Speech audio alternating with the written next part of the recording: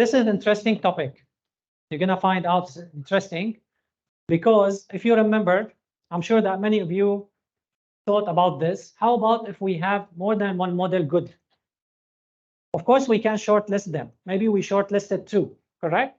Out of, let's say, you run 7 algorithms, you find probably 3 are good. So you shortlisted them.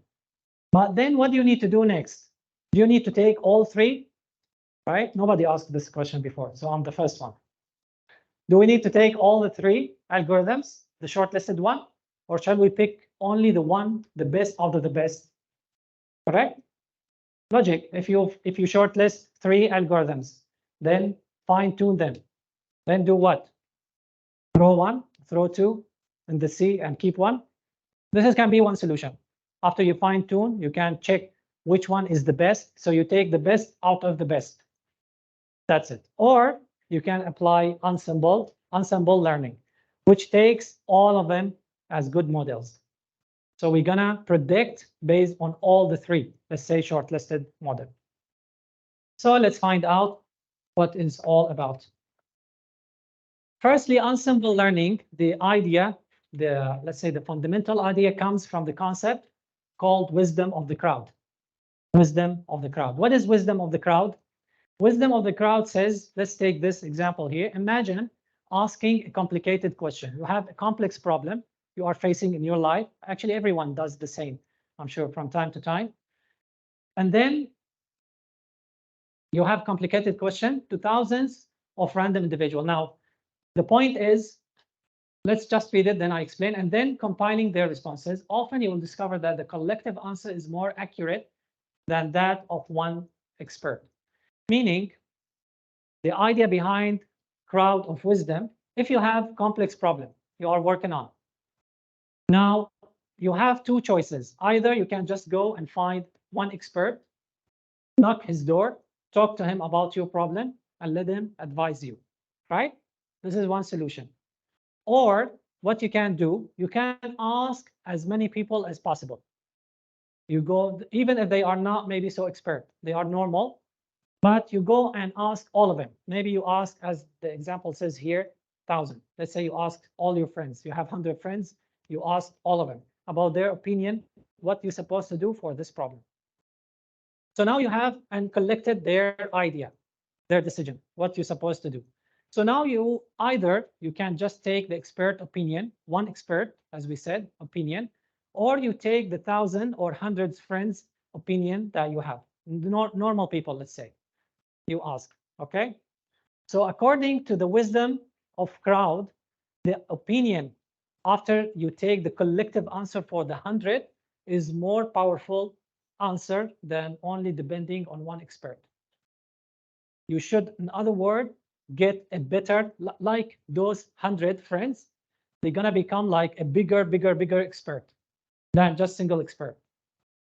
Okay, you got the idea? So meaning, if you depend on more than one model to do prediction, after all, you should get a better model. This better model depends on all these normal models you have. Got the point? Okay, so this is the idea behind wisdom of crowd. That means I'm depending on the crowd, asking more people to take my decision than just depending on one expert. That's it. One expert sounds easy. Just I knock his door, take his suggestion, his advice, while asking the crowd actually can create much better solution because you're taking so many opinions. You can think of it like you are creating a giant expert. All this giant expert one depend on all those normal people that you have asked. Okay, so this is the concept behind wisdom of crowd. So now how we can bring that concept to modeling. So you can think of it, for example, if you are using decision tree classifier for your problem, like we have done in the mock or in the mock practical test, right? We use classifier to classify whether the patient has low chance or high chance of heart attack. Now, how about if you go and build more than one decision tree? All the time we're thinking just to build one, right? Just one decision tree. Anything else, we go to another algorithm, logistic, for example. But how about the same decision tree you go and build many of these decision trees, and then you combine them as one final solution. Correct? So here what it says, again, same problem.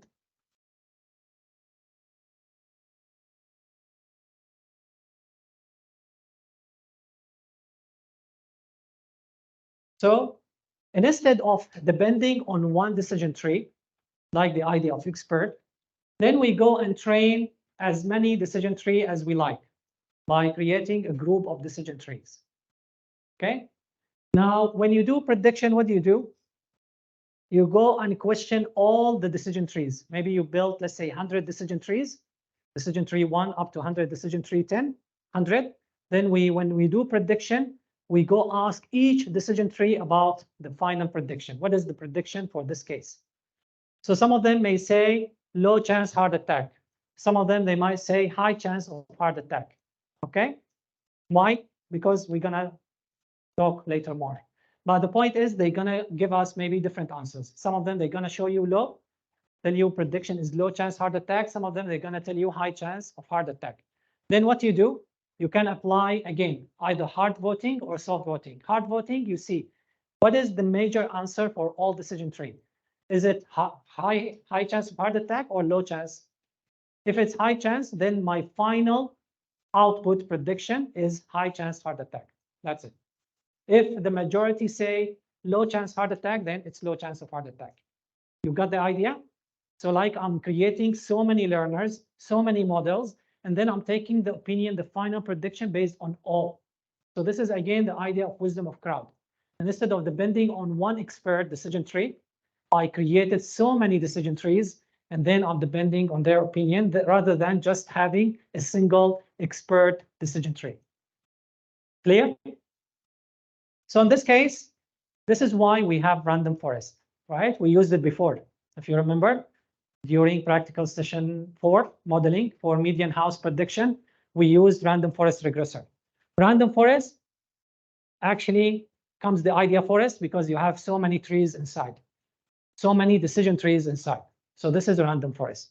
So random forest actually is a good example of ensemble learning, where it's going to train so many decision trees inside, and then the final prediction will take the accumulate answer from all trainers or learners. They call them learners or decision trees, and then to have the final prediction.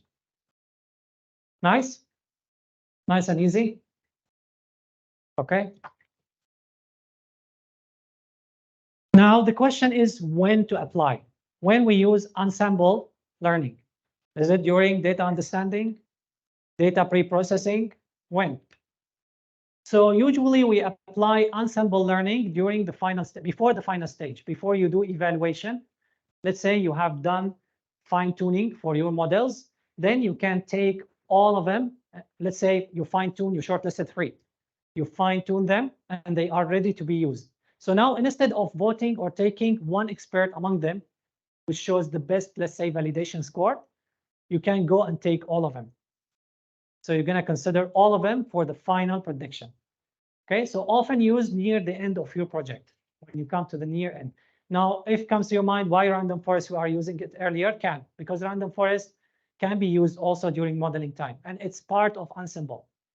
So it's okay. And also, or we're going to find out if you have a question in mind, like asking then, how about if I train different algorithms like logistic regression, and I find it good. I train, let's say, decision tree, I find it good. I train KNN, I find it good. Then how to do in this case? For decision tree, we knew that there's random forest. But how about if I have different algorithms? So actually, there's a class inside scikit-learn called voting classifier, where you can use all these models at the same time to do prediction. We're going to find soon how. Easy, actually, it doesn't take long, but at least you understand the idea. Now, how to construct ensemble method. Now, if you think about it, if just I take copy-paste decision tree many times, wouldn't be like most likely all decision tree will look same, right? Logic. If you think about it, just if I take all decision trees, most likely you may think, okay, they should actually be similar to each other after all. If they say high chance of heart attack, most likely all of them, they're going to say high chance of heart attack. How can I make them train differently so that later they can have probably different answers and I can depend on their answers to see the major. Okay, so this is why we have two methods. Actually, there are more than two, but here I just gonna discuss about two. Either by manipulating training set, meaning very simple. I take the training set and then I created, let's say, 10 decision trees. I go and give each decision tree slightly different training data set from the original one. Decision tree one, I give it some part of my training set. The other one, I give it another part of my training set. The other one, I give another part of my training set. You got the idea? So this is what we mean by manipulating, meaning I'm not giving the same exact training data set to all decision trees. I'm manipulating a bit my decision trees. Sorry, the training set before I pass to decision tree. Okay? I hope so. Now for this one, we have random forest. Random forest behind the scene when it works is going to do manipulation. Yes, it's going to train many decision trees, but it's going to manipulate training data set behind the scene and then train each decision tree on manipulated subset of my original training data set. Clear? So that I can get variation, because if just I copy paste, most likely all of them, they're going to be duplicates to each other. So in other sense, I don't want to have exactly duplicate decision trees, because if I have same decision tree structure, let's say depth 2, same features, everything same training data set. So most likely they're going to end up just duplicates. So what's the point? There's no point. I need someone with different mentality, like he has been trained somehow differently, then I can take his opinion into consideration, right? But imagine like if your friends, they are just copy paste. Imagine like we live in cartoon animation where all the friends are just copy paste. All of them think in the same way. All of them eat in the same way, everything's same. So what is the idea behind going and questioning all of them? I question one of them enough, right? Because the rest are just copy paste. So same idea here. I need those decision trees to be slightly different somehow, their mentality, so I can take their opinion. I can hear to more opinions than just one opinion. Or another way, instead of manipulating the training data, I go and manipulate the input features.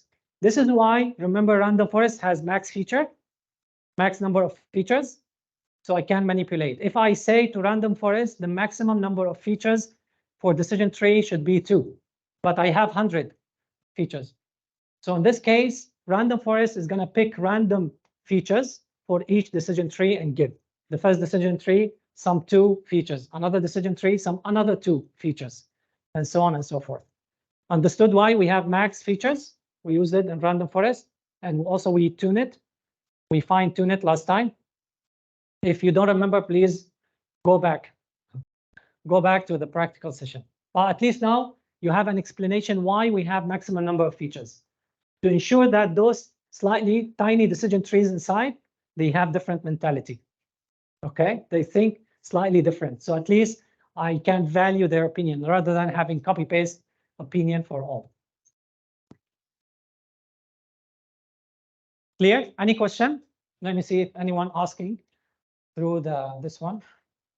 No question. Yeah, this is I don't like. So far, since I was student, I have believed that if no question has 2 meaning. Either all of you understand 100% or you understand nothing. Cannot be in the middle. Yeah, this is my belief. So please, any question, go here. Even there is no silly question. I told you about my lecturer used to teach me during undergrad.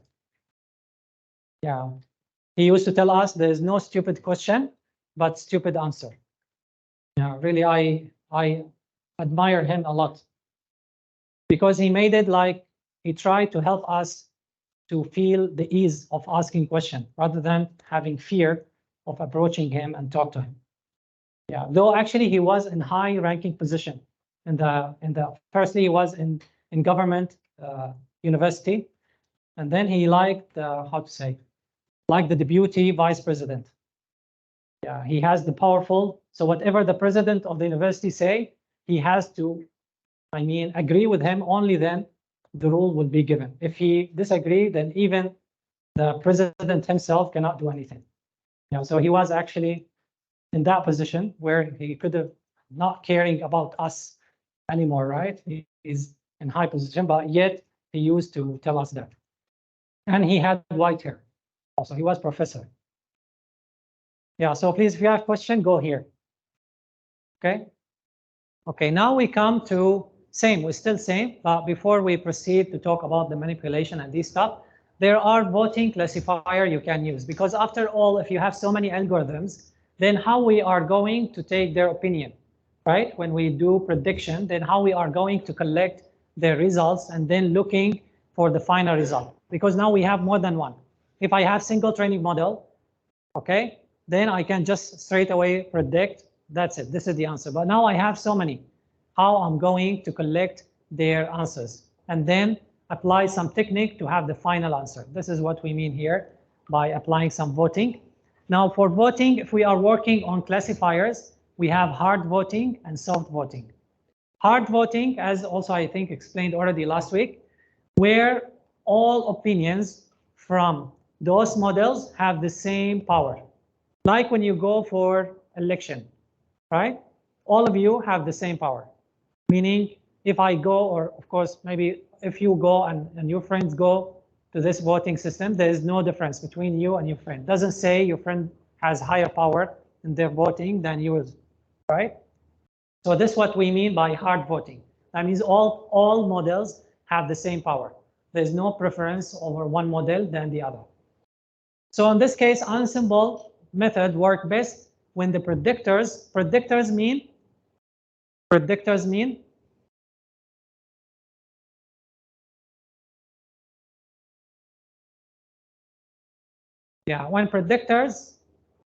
means the model. Yeah, so when you see like the predictors mean the model that does the prediction are different or independent from one another. This is why we talked about manipulation at the first time. We need those algorithms to be somehow independent. They're not just simply copy paste. So in order to have this, you can use diverge or diverse classifier, meaning instead of copying logistic regression, having logistic regression 1, 2, 3, 4, no, you take logistic regression, you take SVM, random forest, and others, because these are considered diverse predictors, different algorithms, different identity. Okay, so we train all of these, and then instead of selecting the best one, let's say all of them are showing good results. Instead of looking only for the only best one, we take all of them in Ensemble Learning, and then later when we apply voting, we are going to take the final result from all of them. So the idea is we use diverse classifiers by training very different algorithms, like the case here. Does voting classifier or best classifier provide higher accuracy? Often provide higher accuracy than the best classifier. This is what we meant earlier. If you take the opinion from others, the collective opinion from so many people, you would get more or best result than even depending on single expert. Okay, so this is what it meant here. Your model or these models combined together supposed to give you higher accuracy than best classifier in the ensemble. Only depending on one classifier or taking all this collective of classifiers, those collected classifiers should give you better accuracy. So is it still same if voting classifier has weak learners? As long as they are better than 50-50, I mean, if they're showing some promising results, at least better than, of course, if it's too weak, cannot help. Okay, then should be fine. That should give you more powerful in your prediction system. Shall I check the website? Any question? Two-way communication, or you need three-way communication?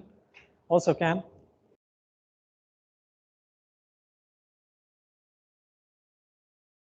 No question. Two-way communication with no question. Okay. So hard voting classifier, very simple way to create an even better classifier is to aggregate, to collectively having all these predictors for classification. So in this case, when we have a new instance and we would like to predict, we go and check the first classifier, second classifier, third and fourth, and we get their predicted result. So for example, here for classification, 3 models out of 4, they're saying the predicted result is 1, belong to class 1. Okay? While only 1 classifier says 2. Then hard voting, we count the majority. How many votes for 1? We have 3 over 1. Then the final result is 1. Just we look for the majority vote, like you do in daily life when you go to election or whatever. Okay? How to do in Python? Very easy. This is the 3 methods. Let's say you have trained. Then there's a class called voting classifier. You provide all the estimators that you have trained. CLF1, classifier 1, classifier 2, classifier 3. And you say the voting is hard. The type of voting, the scheme of voting is hard. That's it. Then you call fit. End of the story. Okay, so just you add one more line for voting classifier if you wish to have all these classifiers taken collectively. Now for soft voting is different. It's also simple, meaning instead of just asking the classifiers, what is your opinion for this image, for example, whether it should be handwritten digit 5 or not, but I'll ask the classifier how confident you are in your answer. So for example, here, we check the first classifier. Let's say the classifier 1, say he's more confident about class 1 with 90%. Classifier 2 says he's more confident in class 2 by 80%. And of course, 10% for others. So collectively, you should have 100% for each one. Classifier 3 says this amount. Classifier 4 says this amount, and so on. Now, after we collect all these values from the classifiers, we go and take the average. Collect the average. What is the overall average for the accuracy or the confidence for class 1? So here for class 1, the overall average accuracy is 26.2, meaning we take 90 plus 40 plus 1 plus 25 plus 5 divided by 5, we get 26.2. Okay? Now for class 2, what we got here, we got 8 plus 80 plus 85 plus 65 plus 90 divided by 5, you should get 65.6. And so on for the same class. After we got the average confidence for each and every class, then we pick the class with the highest average value. So in this case, the class with the highest average value is class 2. This is why the final prediction is class 2. Got it? So not only I'm looking for the final prediction result, but also I'm looking for the confidence. How much confidence each classifier with their choices.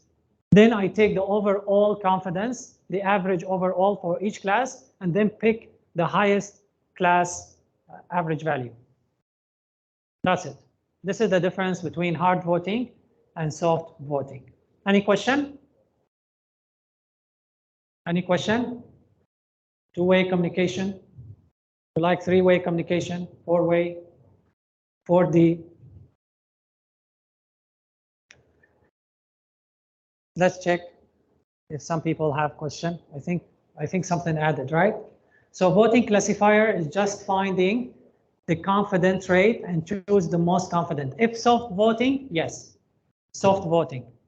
We're looking when we are building the voting classifier. If it's soft, then we need also the confident. So we need the confident along the way.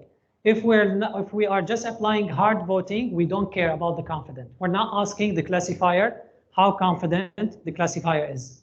Just we're asking for final result. Okay? Does this answer your question? You can write if you like. If you still have question, you can have follow-up question. Okay? So please write if you are fine. Otherwise, you can say okay now, or if you have follow-up question, just add. Then I can come back.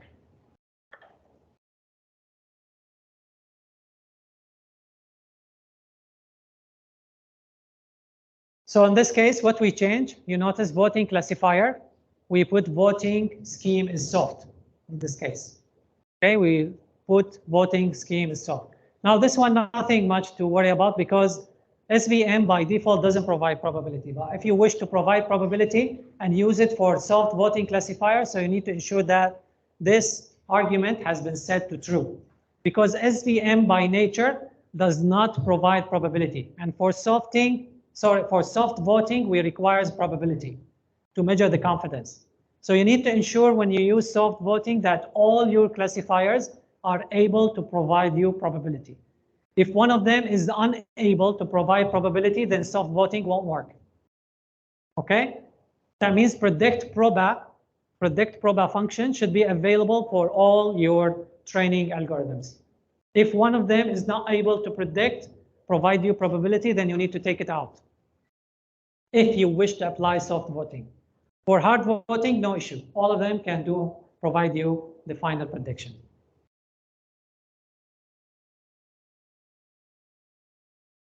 Okay, so Ensemble method, as we said, work best when the predictors are independent from one another. Like the example we show, we use logistic regression, SVM, KNN. So these are diverse classifiers.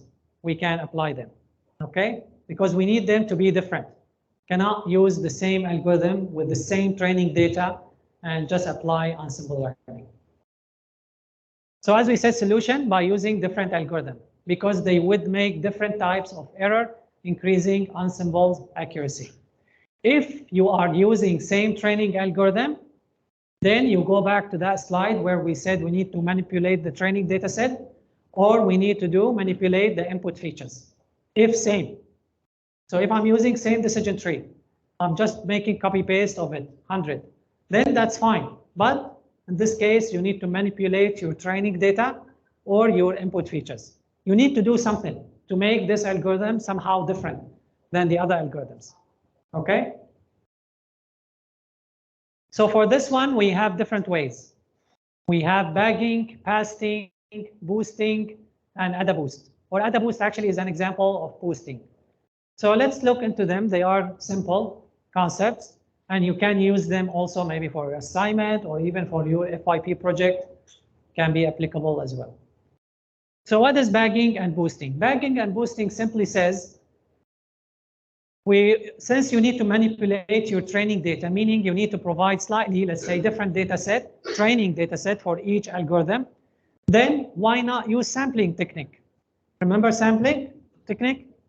Why not use sampling technique to generate a new training data set for each algorithm? This is the concept, just by applying sampling. So instead of having the whole training data set been delivered for each algorithm as it is, we apply random sampling, select records randomly, by coming up with some sub-training data set for first algorithm, then apply again random sampling to come up with second subset of training data set, and so on and so forth. This is the idea. And the only difference between bagging or pasting, whether sampling you are doing with replacement or without replacement. What does it mean with replacement or without replacement? If it is without replacement, that means once I select the record from the data set, from the training data set, then that's it. It's taken out. It doesn't have a second chance to be selected for the same algorithm. Okay? Like here, if you come and there's a withdraw for winner, then I take your names on small piece of paper and put them inside box. Then I call someone to draw a paper. If it is without replacement, that means once the paper has been taken out of the box, I don't put it back. That's it. The person who has won had only one chance to be selected. Clear? If it is with replacement, that means after I call the name from piece of paper that I withdraw, and then that means he's winner, then I put his name back to the collection and still he has a second chance to be selected again. You got the point? This is random sampling and random without sampling. Resampling. So bagging is, as we said, you apply sampling with replacement. With replacement. That means every time you draw a record from your data set, you can put it back to have a second chance of being withdrawn one more time. Okay, or even several times. But yeah, so if you have multiple predictors, bagging and pasting will allow training instances to be sampled several times. Because the point is, how about for first predictor? If I have 2 or 3 predictors. If I have 2 or 3 predictors, like logistic regression, for example, decision tree 1, decision tree 2, decision tree 3, then Even if I select one record, this record can still be used for another predictor, no problem. But the point is, if you are using same predictor, would you like to provide sampling with replacement or without replacement? Okay. So bagging only allow training instances to be sampled several times among several predictors. So if you say, well, I will allow this sample training data set or this record to be selected multiple times, then you use bagging among multiple predictors or same predictor. Sorry, same predictor. If you use pasting, then pasting only allow the data point to be selected one time per predictor. One time per predictor. Okay, so if you like to have it full statement, one instance whether can be selected one time or more per predictor, per algorithm. So in order to decide, up to you. If you use bagging, then bagging allow the training point to be selected several times per predictor. Per predictor. If pasting, no, pasting doesn't allow several times per predictor. Okay, so I think per predictor can help you to understand clearly the difference. We're talking per predictor. Because if multiple predictors all allowed, no problem. The point is per predictor or not. Let's see if someone has a question.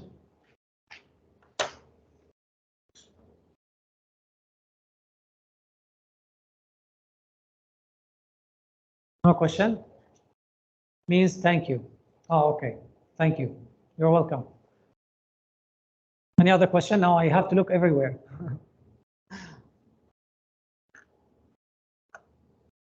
Can repeat? Yes, can. Can you maybe just tell me more where you struggle? I'm fine to repeat. I'm happy, but just tell me exactly where you struggle, so I can assist you more. Because I don't know where you are now. So if I just repeat, maybe still you don't understand. So if you be more specific, I can help. The part you okay, thank you. So still very wide. Okay, no problem. I'm not sure which part, whether you're talking about bagging and pasting. Okay, I'm gonna repeat again, but if this is not what you asked, please, you can still type, tell me exactly. Okay, now the idea, why we are doing all of this, bagging and pasting and etc. Because we need to manipulate the training data set. Okay, then the following question may come, the student asks, then why you need to do manipulation?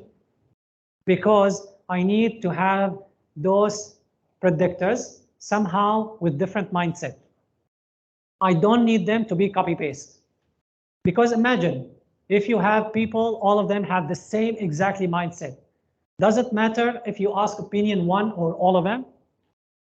Doesn't matter. You ask one, all the rest will have the same opinion. Correct?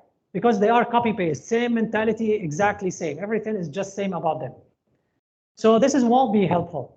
Because after all, yes, you are asking many, but all these many as if one. They all just copy-paste.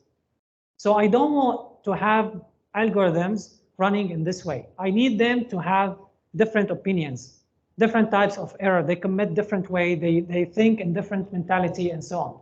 Then when I ask them, at least I have diverse collection of opinions, and that can help me to find the final prediction. Because again, copy-paste is not something good. If I just have same model with the same training data set, with the same learning, everyone copy-paste, copy-paste, it doesn't matter. If I ask one, just I multiply his answer by the rest, I will get the result. I don't need to ask them. So this is not the idea of ensemble or ensemble learning. Ensemble learning, you are looking for diversity of opinions. Only then you can see what is the majority, for example.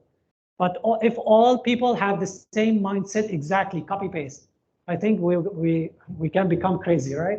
Imagine like everywhere you see people, same mindset. All of them go to the same restaurant at the same time. Go fill fuel to the car at the same time. Imagine, you cannot live, right? All of them have the same mentality, same everything. They think in the same way. They cannot live. Otherwise, Kampar will be only dense in one area. Then at night, nobody there. During the day, all of them filling gas, all of them drinking water at the same time. Correct? So we need diversity. In order to have diversity, we need to manipulate something. Either we manipulate the training data set or the input feature. Meaning I don't train all these algorithms exactly on everything same. I have to do something different. So one of the way is manipulating training data set. In order to manipulate, you have two ways. Either you can use bagging or pasting. Both of them depends on the idea of sampling.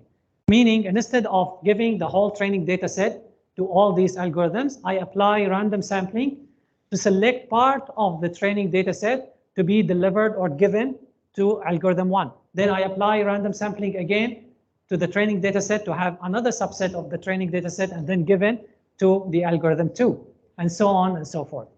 Now, the only difference between bagging and pasting is whether you allow replacement or not. Meaning, pair predictor, please, whether you allow replacement or not, pair predictor. Meaning, if I'm withdrawing or doing random sampling for predictor 1, do you allow the data points or the records you have selected to be reselected again? Meaning, in other words, do you allow duplicates to show up in the subset?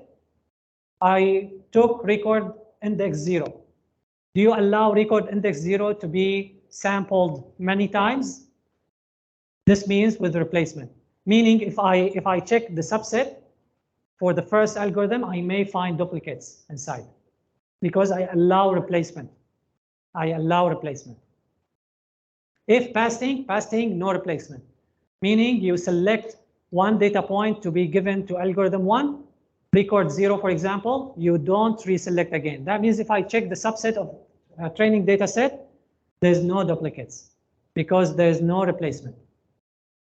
I hope now make it clear. If not, please ask, also can answer again. But help me just to be a bit more specific so I can give you better answer, can serve your question better. Okay? But anyway, if you still just like to ask, you are more than welcome. So let's see if that okay or still have. Okay, so please, those who ask this question, by all means, you can still come back and repeat again. I don't mind. If you like to test me, test, up to you. But I don't mind to repeat. Okay? Because I used to bother my lecturers a lot. So it's my time to be passionate as well. What is, no, not pair. Okay, very good. You see, I like these questions because that means there was just miscommunication. Pair, P-E-R, pair predictor, means for every single predictor, whether you allow replacement for your data set or not. Sampling with replacement or not P-A-I-R, P-E-R, pair. Pair day, pair week, right? Okay. Yeah, very good. You see, sometimes just you need help, little help, just a little push. But if you don't ask, you're still going home. What is pair? Pair. What does he mean? We train two algorithms at the same time. You see, just ask. It doesn't take you 1 second. Then that can clear your mind. But again, if still have question, please ask. Does that mean random sampling? We do random sampling for models? Yes. So that means we are manipulating our training data set. And instead, again, of let's say this is, I have 100 records, original data set. And instead of giving the 100 records for all models I'm training, maybe I do sampling method, and then I come up with 10 sub-training data set. So I apply sampling from 100, maybe I choose only 10 records. So some 10 records have been chosen randomly for algorithm 1. Another 10 random records have been chosen to algorithm 2, and so on and so forth. Is it clear now? So random sampling, yes, we apply random sampling in order to do modeling. Because again, why we're doing this at the first place? Because I don't want to have algorithms exactly copy-paste of the same mindset, especially because I'm using same algorithm. If different algorithm, like for example, you're using logistic regression, decision tree, then no need for bagging and pasting, because by nature, they are different. Logistic, decision tree, by nature, they are already diverse. They are different. But you are training same algorithm, decision tree, and you'd like to have so many decision trees. Since now the algorithms are just same, so you need to do something to make these algorithms behave differently somehow. So their opinion can matter. I have diversity, right? Otherwise, if there's no diversity, let's say if all of you here have exactly the same opinion, same mentality, Do I need to ask you all? No need. I can just ask any one of you and then multiply his answer by the number of you, that's it. But diversity means each one of you might have different opinion. This algorithm will say class 1. This algorithm will say, no, no, no, no, this is not class 1, class 2. And third algorithm say, no, this is not class 1, not class 2, class 3, and so on and so forth. So now I collect their opinions, all these algorithms, and then I can have better decision after all, taking the majority. Is that okay now? You see, when you ask more, I try now, like I'm doing new skills, just try to paraphrase, finding other words to make it easy. But if you don't ask, I'm gonna just keep going. Can we extend the assignment deadline? Now this is out of the scope for now to Sunday and instead of Friday. Okay, you can post, or maybe let me think, I will see. But regarding the session, any question? Sir, can repeat the correct syntax for pair predictor, PER, as I say. Want me to write?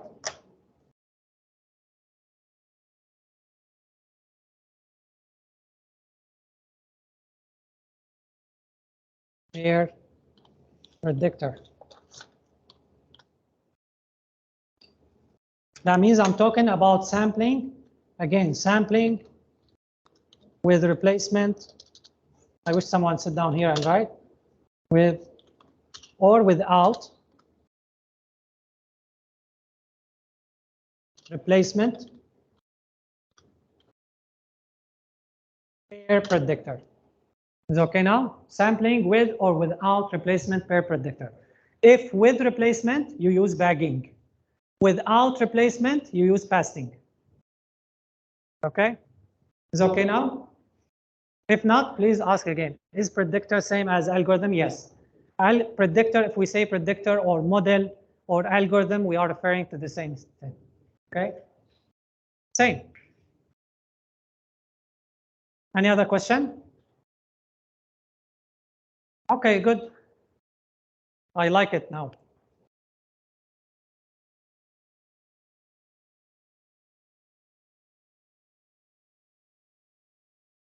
If you still have question, ask again.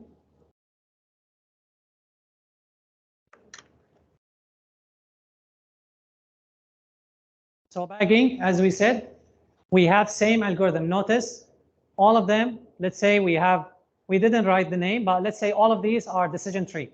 Then this is our training data set. You see the training data set? This one.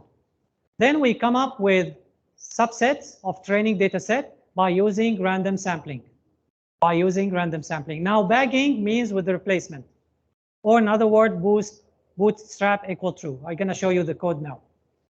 Okay, so bagging and boosting are popular, the very scale anyway. The point is here, predictors are trained in parallel. Yeah, this is one advantage of applying bagging. Bagging can do parallel, meaning I can train all these algorithms in parallel because they have no dependency among each other. And notice some of them, they have duplicates. I mean, the training data maybe show several times, showing that you have duplicates. It doesn't matter. As long as you are following bagging, that's fine. In coding, you have bagging classifier from Ensemble. Then you provide your Bayes estimator. By the way, also who asked about predictor means algorithm? Yes. Also in scikit-learn, we call it estimator. So if I'm saying estimator, algorithm, predictors, I'm referring to the same thing. Okay, so for the one who asked that question, if you check scikit-learn, you will find that, for example, decision tree has been assigned to estimator, the argument name called estimator. Now here the number of estimators 500, meaning I'm asking bagging classifier to create 500 decision tree. 500 decision tree. Max sample 100.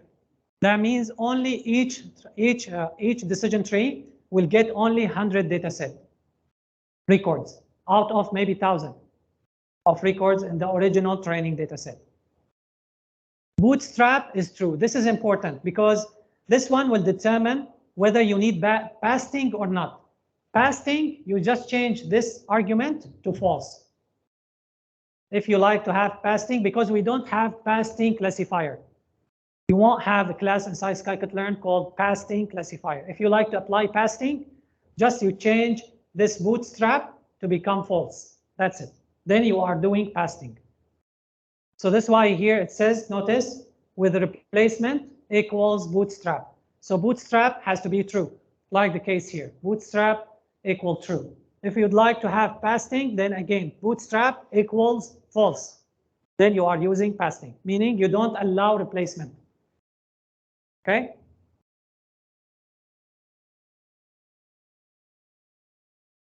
Random forest, we already used it before, and we knew that random forest can be used for classification and regression.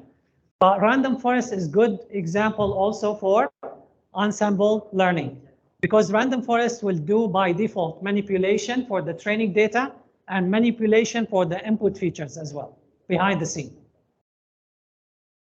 Okay, so random forest is ensemble of decision tree generally trained via bagging method or sometimes pasting, typically with max sample set to the size of the training set.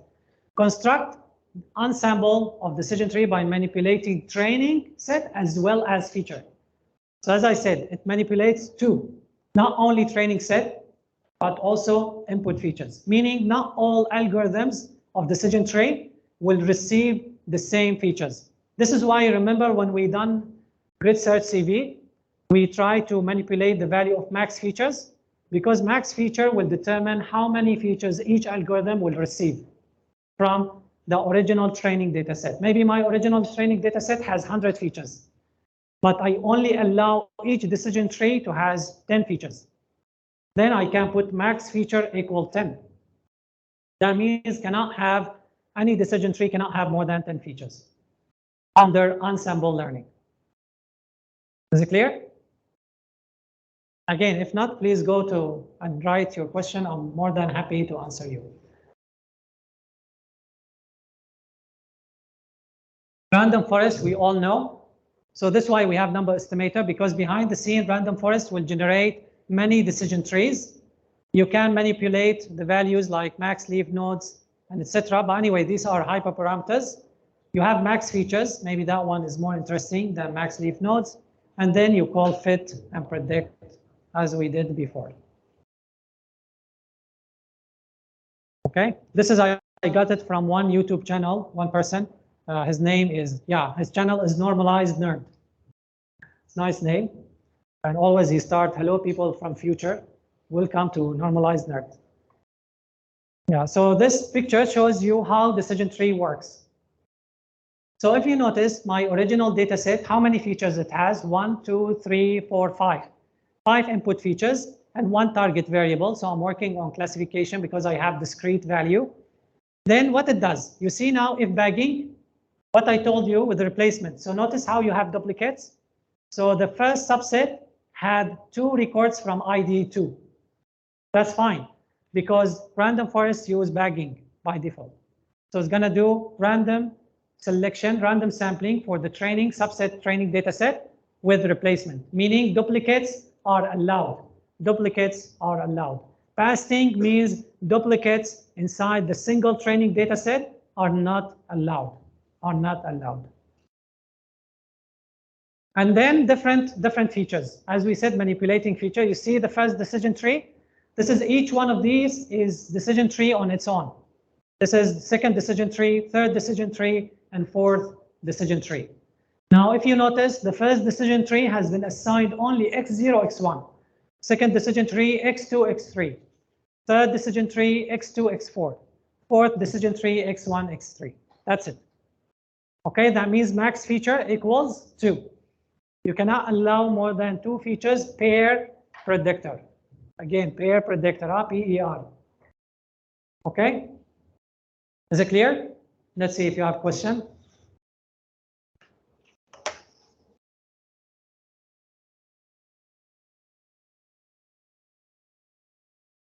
Okay, is it possible to have 2 models select exact same sample in pasting? I think the answer is not, because the probability is going to be very low, because you are doing random sampling.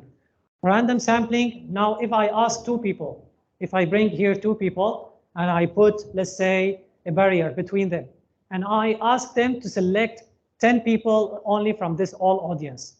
What is the probability that these two will select exact people? Will be very low.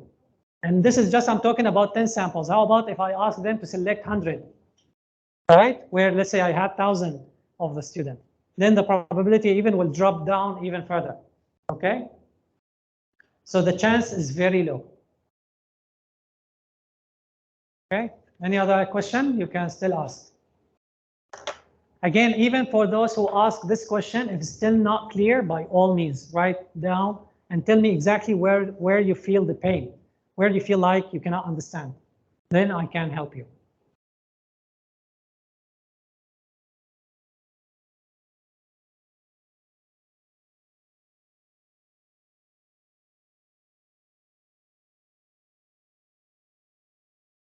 Boosting is a bit different. So now we understood we have bagging, boosting, bagging and pasting. Boosting is different. Boosting has different way of selecting the training data. So earlier we said random sampling, right? Random sampling means, like I asked you yesterday, random sampling means all records have the same chance of being selected, right? This is what we mean by random sampling. That means there's no higher probability of choosing, for example, our friend here, or our friend here, or our friend here. This is what we mean by random sampling. All of you have the same probability of being selected. There's no importance for one over the other. All of you, I'll say. Now, for boosting works in different way. Let's say the algorithm has failed for some records to recognize. For some records. For example, if I'm training the algorithm on handwritten digit 0, for example, or 5, then I notice the algorithm, when I'm training, still not able to pick whether this is 5 or not, but especially maybe for a certain way of 5. Maybe the 5 that is rotated a bit to the left, maybe rotated a bit to the right, then the algorithm still has weakness. It's not able yet to recognize. Then boosting, what does it do? It's gonna, while it is selecting randomly, is going to give higher chance for pictures which have this type of rotation. Why? Because the algorithm has weakness on this type of data. So it's going to put more samples from these pictures, for example, to make the algorithm study more, like any one of us does. Let's say if I'm attending data mining, and then I notice after I attended midterm that I'm not good on certain topic, maybe on classification. Then logically, what I should do when I do revision, do I go just treat all chapters same? Of course not. Now I know my weakness maybe in classification. That means I have to put more effort when studying classification. I have to spare more time. Exactly, boosting does like that. Boosting is gonna measure the performance of the algorithm, and if it find that the algorithm is not performing well on certain data points, it will push more data points to the algorithm of this type to make it study more. Okay, is it clear? So this is boosting. It will focus on the failures of the algorithm. It will focus on the data points that the algorithms fail to recognize. And it will give more samples. It will give it more training samples of this data point so that the algorithm can study more. Is it clear? So this is what we mean by boosting. That's it in short. Okay. So just I show you this example. Let's say at round 1, just random sampling, simple random sampling, I select randomly. But then after round 1, I notice that the algorithm in round 2 still not able to pick 4. It's not able to recognize 4, for example. Then I push more 4. You see now how 4 is keep increasing, now showing up more in round 3? Because the algorithm is not able, let's say, to recognize handwritten digit 4. Then I put more sample of handwritten digit 4 for the algorithm to train. So it can train more. Hopefully, it can enhance its performance on recognizing 4. That's it. This is the difference between them. So boosting still do random selection, but giving higher probability to choose those data points that the algorithm failed to recognize earlier. That's it. This is the only difference between them. But of course, there are more deeper differences. So here it shows you how it works. So it's going to train, let's say, random selection first, then train the algorithm. The algorithm, let's say, has some failures. Then the next time, The second round, the algorithm will focus more on these data points. Some data points, you see those in dark color, these more data points, because earlier failed to showing more failure on this data point. Then now the upper points, the algorithm is not able to cover much. Then we focus more here, and so on and so forth. So it's sequential learning. So train, test. Where it fails, then I focus more on these samples that the algorithm has failed. Then train, then test. Train, test, like this. So this is sequential learning. Okay, I will stop here. I think we're almost over anyway. But let me see if you have a question before you run away.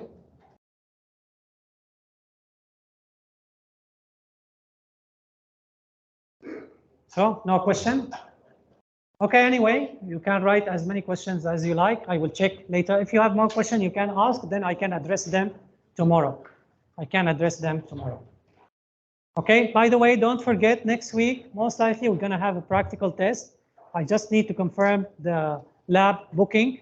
Most likely it's going to be Thursday, right? You said Wednesday you have midterm, evening time.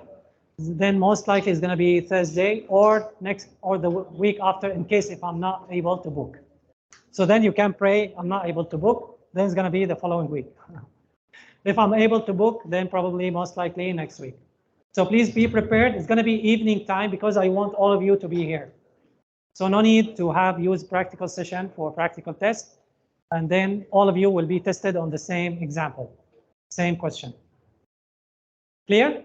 So please tell your friend, those who are not here, that we have high chance of having practical test next week. Just wait my confirmation. Okay, that's all. Thank you. Anyone didn't scan attendance?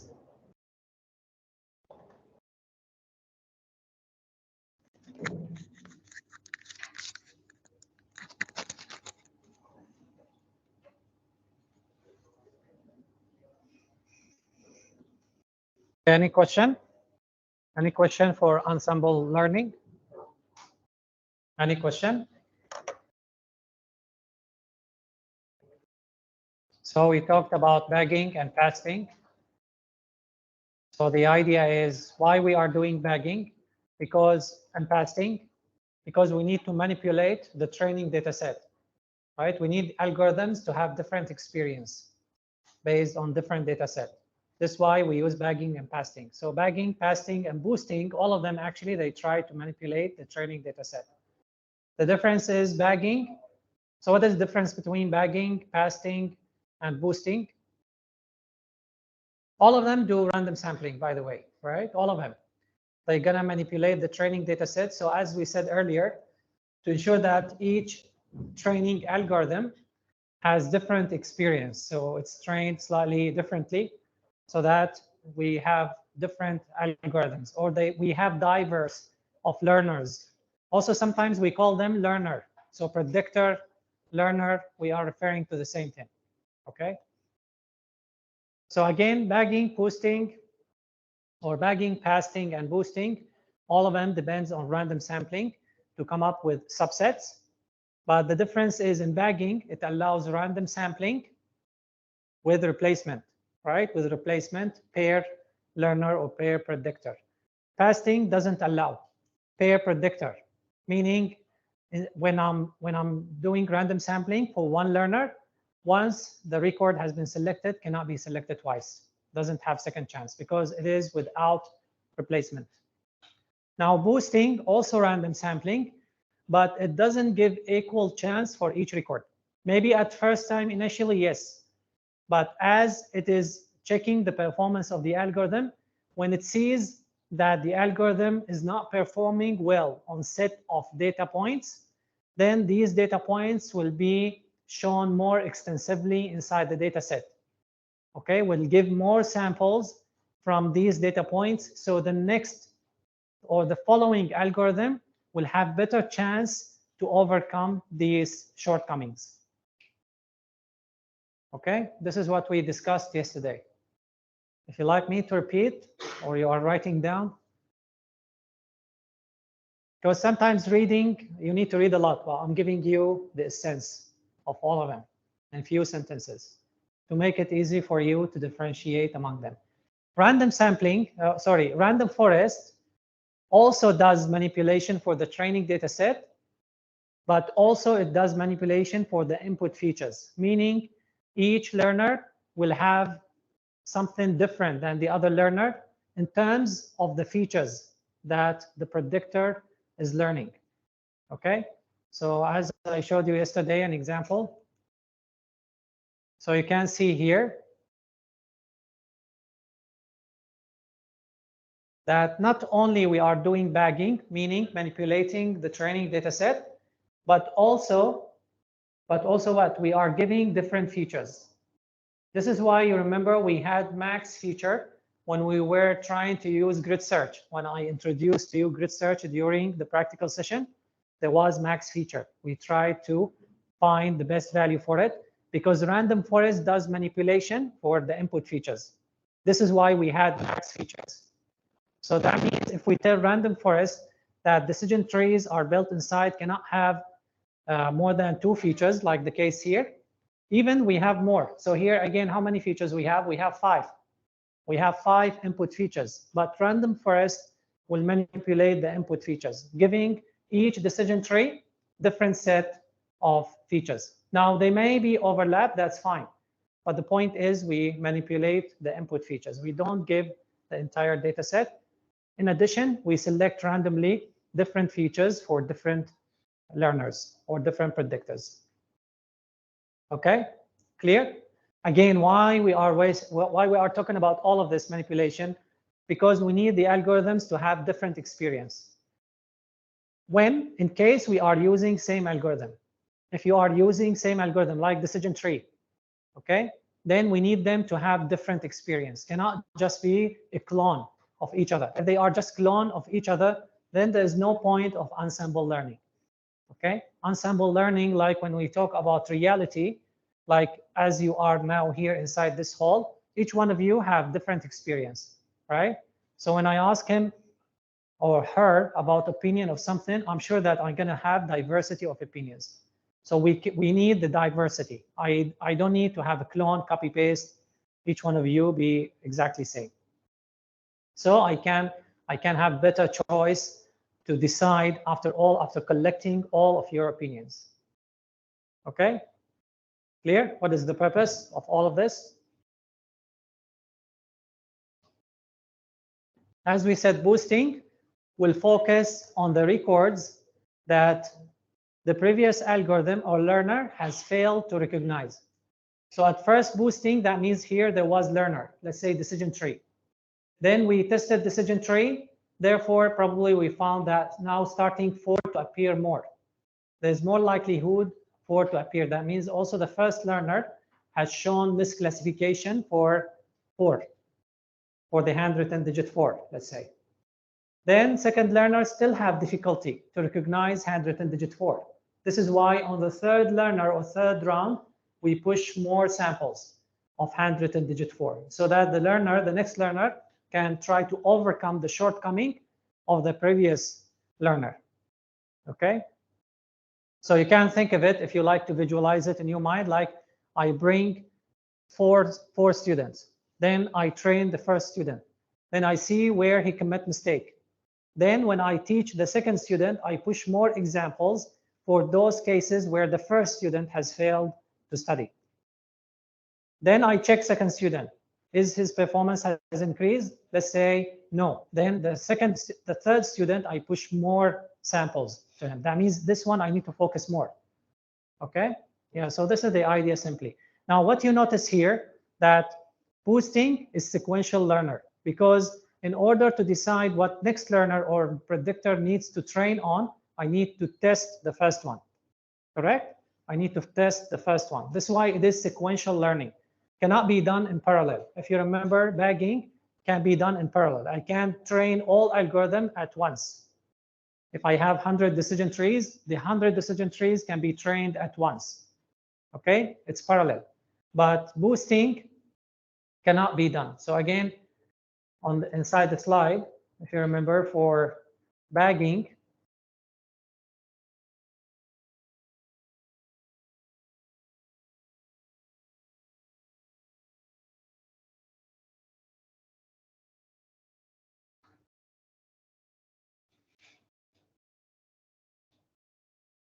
here.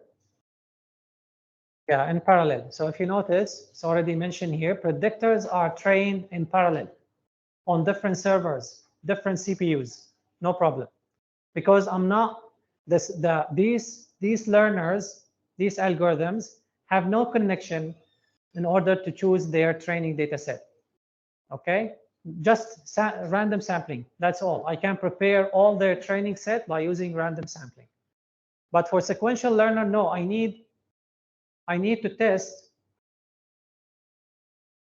I need to test the learners, the previous one, the prior one, in order to decide what I need to push or select for next learner. Okay, so you see that it is sequential. So before doing random sampling for the next one, I need to test the algorithm first. And based on misclassification, if I'm working on classification problem, then I need to push more data points regarding that one. Then I train, then I test, then again. So it is sequential learning. Cannot be done in parallel. That means it's going to take longer time. If you do boosting, that means it's going to take longer time to finish training because it is sequential. Okay. Any question? Let's see.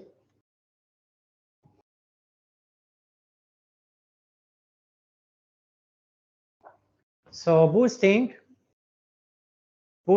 is teach A and conclude experience and use that experience to teach B. Yeah, something like this. So in simplified words, yes. But what do we mean by experience? Meaning how we have different experience by manipulating the training data, right? But when I need to select the second training data for the second learner, then based on the performance of the previous one, I know what I need to focus more, which samples requires to be shown more in the next training data for the next learner. Okay?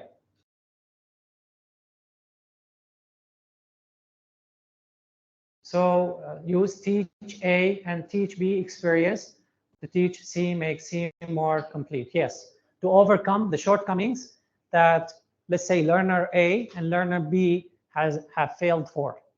Okay? Very good. So boosting is keep training same model or different model? No, okay, we're using this one for same model. Same model if you mean the algorithm. Yes, we are using same algorithm. But if you mean the same object from decision tree, no.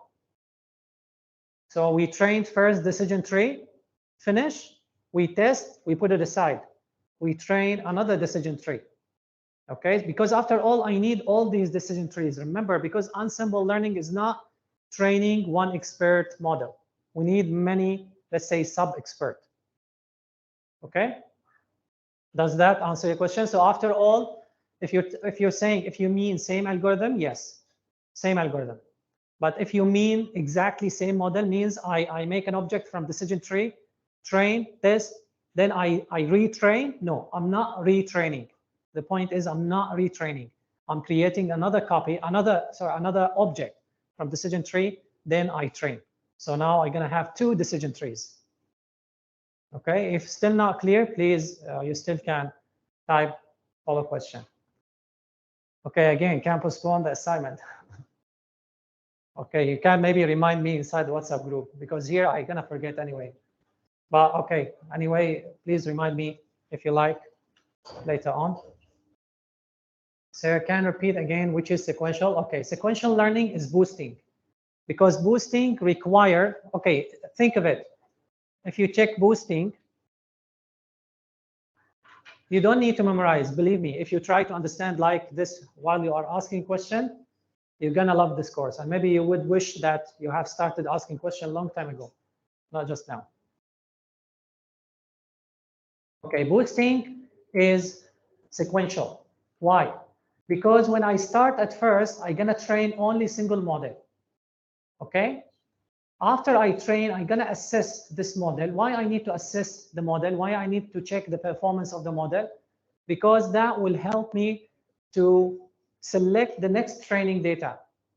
Okay, because the training data, the subset of the training data are not going to be randomly selected all for all learners at once at the beginning. That's why if you check here, what it says, initially, all n records are assigned equal. That means at first, for the first learner, I have no idea which samples the learner will fail to study, will fail to recognize. So at first, just I pick randomly. All the time I pick randomly, but meaning all of them have the same chance of being selected. Record 0, record 1, record 2, record 100, all of them have the same chance of being selected. Okay? Now, after I finish, I go to round 1. After I finish round 1, then I need to assess the algorithm to see which records inside the sub-training data set the learner has failed to study, has failed to recognize. If I'm talking about classification, has failed to recognize. Then that will give me an idea for next learner, when I start round 2, which sample, which data points I need to focus on. That means I need to put more chance for them to be selected. Okay? So as you notice, when I reach even round 3, the learner, first round 1 and round 2 learners still fail to recognize 4. This is why we start to push more 4. That means now 4 has higher chance of being selected than all the other records inside the training data. Because it sounds important, the learners have problems recognizing 4. So I need to focus on 4 in order the following learners hopefully can overcome this issue. Okay, we'll be able to, as you said, like to cover the bridge or to cover the shortcomings of the other learners. Okay, is it clear? So if still not clear, you can still post your follow-up question. Means duplicate the model.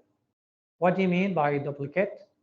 Because we won't have duplicate. I'm not sure if you are referring to this one. When you said that we're going to use same model, maybe same person.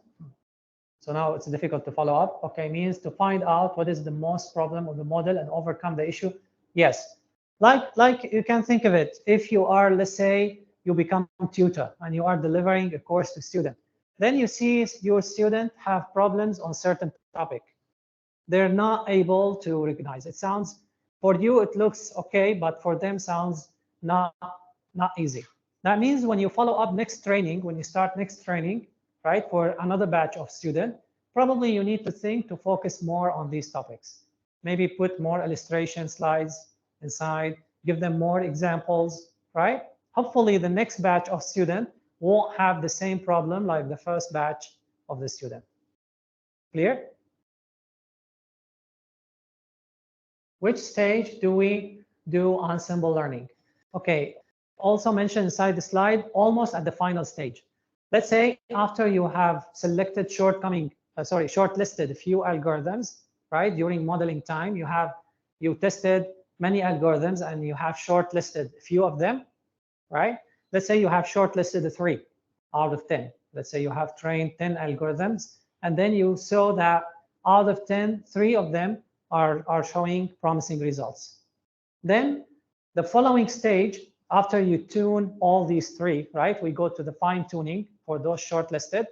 Then you fine tune them, meaning you found the best combination for their hyperparameters. Now, when you need the final model, you have 2 choices. Either you select the best out of the best from these shortlisted algorithm, you select the best one, or you take all of them for voting classifier where you apply ensemble learning. Okay, so now we are not applying bagging or passing in this case. The way I describe, we're not applying bagging, passing, boosting, any of those. We're just applying the concept of ensemble learning, where we have diversity of algorithms. If you have different algorithms, you don't need bagging. You don't need passing, you don't need boosting. If different algorithms. The point is why we are learning these techniques. If you are using the same algorithm, decision tree, okay, logistic regression, same. So you are building logistic regression 1, logistic regression 2, logistic regression 3. Since it is same algorithm, we need to make them have different experience. Otherwise, I don't need them to have be copy paste. So that's why we need to use bagging, passing, boosting. Okay. But if you are using diversity of algorithm, let's say you went with decision tree, you found it good. You went with logistic regression, you found it good. KNN, found it good. All these shortlisted. Then no need for bagging boosting. Just you use the voting classifier. Remember at first I told you about voting classifier?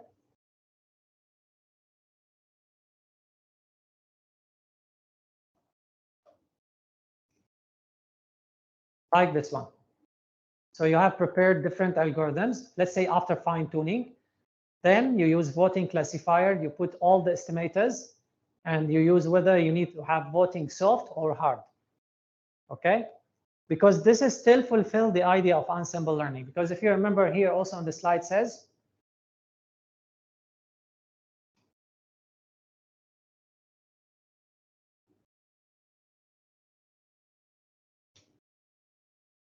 notice what it says, ensemble method works best when the predictors, mean the algorithms, the predictors, the models, are as different from one another. Like you are using diverse classifier, like the example here showing you. Logistic regression, SVM, random forest. Then you have diversity of predictors. You have diverse predictors. Then just go ahead and use voting classifier for classification, okay? But if you decided to go with the same algorithm, you found decision tree, okay? Let's say you found decision tree is promising and you would like to apply ensemble learning for decision tree on its own. Then you can use bagging, boosting, bagging, passing, boosting, okay? Any other question? Duplicate the model because just now sir say some algorithms but not same model create a new object. So is it duplicate the model for next training? Duplicate the model because just now I said same algorithm but not same. Okay, what I meant same algorithm, again I repeat, it's not duplicate in the sense copy paste what I was talking first. Duplicate means yes, I'm using same algorithm, decision tree, but I like to create as many decision tree as I like, maybe 100 decision trees. So I have decision tree 1, decision tree 2, decision tree 3. So I'm using same algorithm, right? Same. I'm talking about decision tree. I didn't say decision tree and logistic regression and KNN. I'm talking about same algorithm, decision tree. But I'm not going to make duplicates. Duplicates means just you copy paste, you have the algorithm, same. All of them have been trained on the same data, on the same features, everything. Most likely, this algorithm won't help you to fulfill the idea of ensemble learning. Okay, ensemble learning requires, if you are using same algorithms, to train them where they could have something different experience. Okay, so that later their opinion matters. Again, like I try to make it rational to you. Imagine if all of you here have exactly the same mindset. So do I need to bother to ask you about your opinion to all of you? No need. I can just ask your friend here. That's it. Here, all of you, if I ask you, will have the same opinion. We don't need to have such thing like this. So we train these algorithms on different training data. We manipulate the training data. We manipulate the input features so that they can have diversity in the sense, though that we are using the same algorithm. Okay, if that's still not answering your question for those who are asking, please post a follow-up question. Okay, so is it correct? Decision algorithm 1, decision algorithm 2, receive problem on 1 and overcome issue on this. Decision 3, receive problem on 1 and 2. And yeah, if you are talking about boosting, yes, somehow correct. Though it's not so detailed, not so much clear, but I understand what you're talking about, yes. Okay, meaning the idea is in boosting, I need to assess the previous learner to see where they have shortcoming. Okay, so I can enhance, let's say, the training experience for the next algorithm in a hope that the next algorithm will overcome the issues that the first algorithm have shown up for. Okay, if that's still not clear, again, keep posting. So what you said is correct. I understand what you're saying, but let's say if in the exam I'm asking you, so of course I need more clear answer. I know what you meant, but your answer should be clear. But the essence idea, what you said, yes, correct.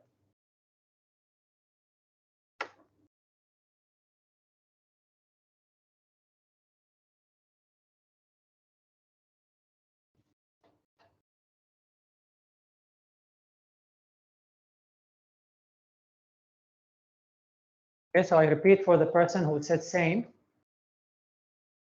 Here, because I think I was mentioned somewhere. Okay, here. So for the person who said same algorithm, again, this slide can again answer your question. So in general, when we talk about ensemble methods, work best when we have diversity of algorithms, when the predictors are independent from one another as possible. Meaning we use logistic regression, decision tree, KNN, neural network, whatever, and so on and so forth. So the solution for this, we use diversity. As I said, we use different algorithms, or if you have the same training algorithm, okay, but using, in this case, you need to use different training set as one way. This is why we are applying bagging, fasting, boosting. Add a boost is just example of boosting. Okay, so boosting, if you just say add a boost is enough. So we use bagging, fasting, and add a boost. Okay, so again, what we do, we have random subsets of training set. So I hope this slide also can further clarify or make it easier for you. Okay.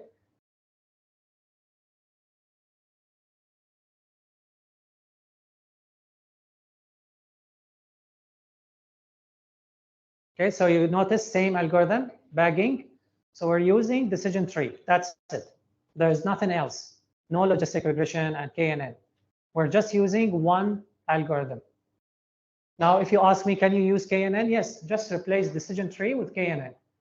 You like to use logistic regression, just replace decision tree with logistic regression. We are using same algorithm.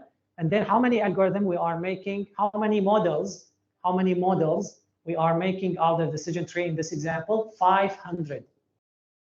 500 decision trees are going to be created during bagging or during fitting time for bagging. Okay, so same algorithm. This is why I was emphasizing again, same algorithm, but how many models we are creating from the same algorithm? 500. Okay. What else here? So bagging classifier automatically performs soft voting instead of hard voting if the base classifier can estimate class probability. Okay, so this is behind the scene. Bagging classifier will use soft voting if the algorithm that you are using, like decision tree, for example, offers probability. If it doesn't offer probability, bagging classifier will use hard voting behind the scene. Okay.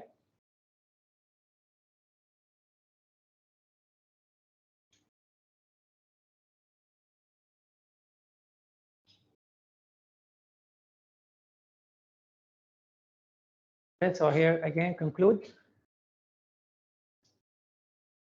So one way for a new predictor means the learner to correct its predecessor is to pay a bit more attention to the training instances that the predecessor underfitted, is not able to classify, let's say if we're talking about classification. This results in new predictors focusing more and more on the hard cases. This technique is used by AdaBoost. Okay, so AdaBoost uses boosting, which depends on the idea just I explained earlier. Okay. And here an example for AdaBoost, let's say classifier. Then you see we are using decision tree, same algorithm.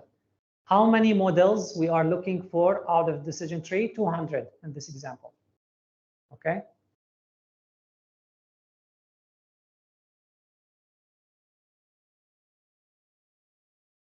So now AdaBoost, unlike bagging and fasting, cannot perform parallel work. It has to be sequential, like the figure we've seen earlier.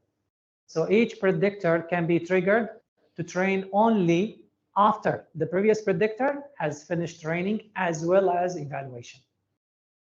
Okay, because sequential. It has to be complete the first training and evaluation for the first learner. Only then you can decide how to random sampling the next training set for the next algorithm. Okay.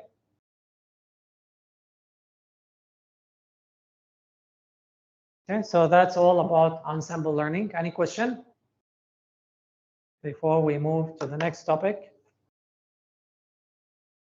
Okay. No new questions.